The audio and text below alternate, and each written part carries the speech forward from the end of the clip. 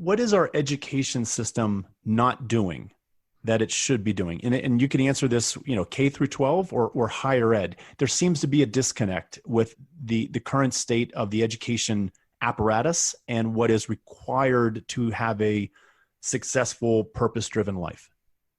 Sure. I mean, you can dissect it by, are we teaching the right skills?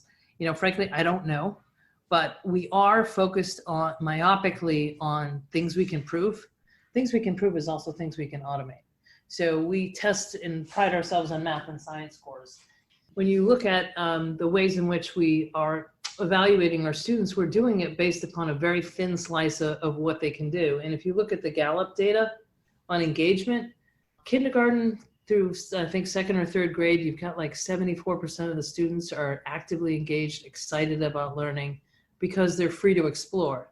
And then once we start to get them to sort of buckle down and pick a major, it drops in middle school to 40-something%. And then by the time they're in high school, it's in the 30s. By the time they're in the workforce, it's in like 13%. So we're having this dramatic disengagement because we're telling people it doesn't really matter what you're interested in. It doesn't really matter what you want to pursue. It really matters how you score on this handful of tests because it's going to dictate your future.